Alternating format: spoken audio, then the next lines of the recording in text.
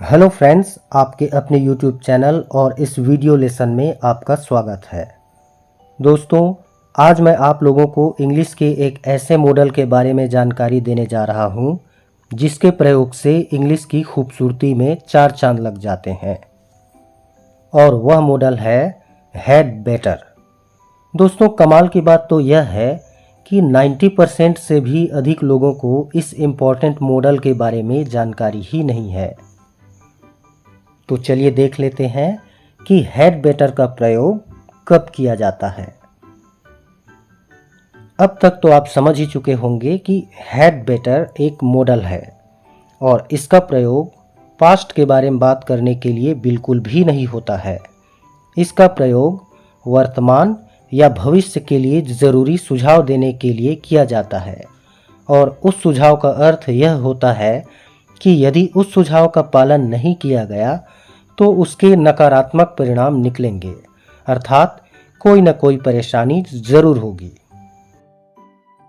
दोस्तों, had better के use के लिए स्ट्रक्चर मैं वीडियो में दे रहा हूँ, लेकिन इसका प्रयोग आप तभी करें जब आपको सेंटेंस बनाने में परेशानी हो, वैसे इसकी ज़रूरत नहीं पड़ेगी।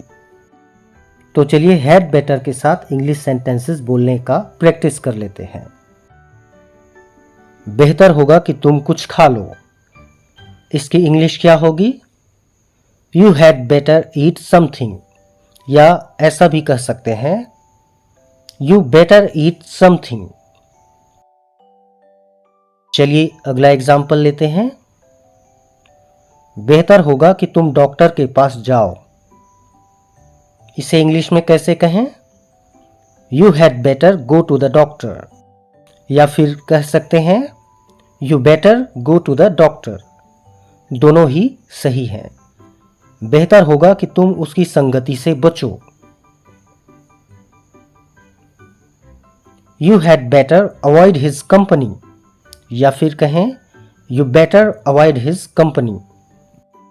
दोस्तों, आने वाले एग्जाम्पल्स में मैं एक हिंदी वाक्य के लिए एक ही अंग्रेजी वाक्य बोलूँगा, या तो हैड बेटर का यूज़ करके या फिर बेटर का यूज़ करके।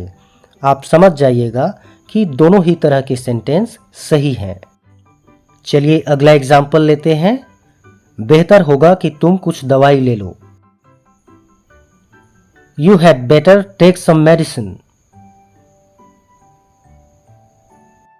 बेहतर होगा कि तुम अपनी हदों में रहो। इसकी इंग्लिश क्या होगी? You had better stay in your limits. बेहतर होगा कि तुम चुप रहो। You had better keep silent. चलिए अगला एग्जाम्पल ले लेते हैं। बेहतर होगा कि हम वहां न जाएं। We better not go there. Next example. बेहतर होगा कि तुम यह बात किसी को ना बताओ। इसकी इंग्लिश क्या होगी? You better not tell this to anyone. बेहतर होगा कि तुम उसके साथ आना जाना मत रखो। You better not move with him. Next sentence लेते हैं। क्या उसकी सलाह मानना मेरे लिए बेहतर होगा? इसकी इंग्लिश क्या होगी? Had I better follow his advice? क्या उसका हमारे साथ रुकना ज्यादा अच्छा रहेगा? Had he better stay with us?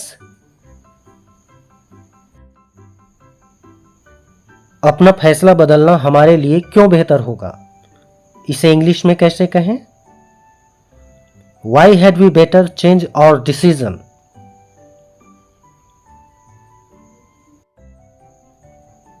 बेहतर होगा कि तुम मुझे इस मामले में मत घसीटो। इसे इंग्लिश में कैसे कहें? You had better not drag me into this matter. बेहतर होगा कि तुम गाड़ी धीरे चलाओ। You had better drive slowly.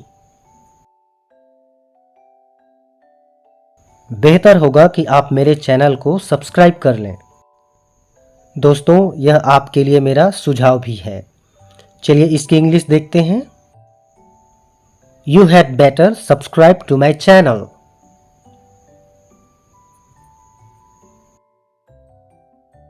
चलिए अब यह भी देख लेते हैं कि had better का प्रयोग कब नहीं करना है। तो जिन सुझावों का पालन नहीं होने पर कोई नुकसान या परेशानी न हो, उन सुझावों के लिए had better का प्रयोग नहीं किया जाता है। जैसे कोई रोचक फिल्म देखने की सलाह देना हो तो शुड या मस्ट का प्रयोग करते हुए इस प्रकार सलाह दें।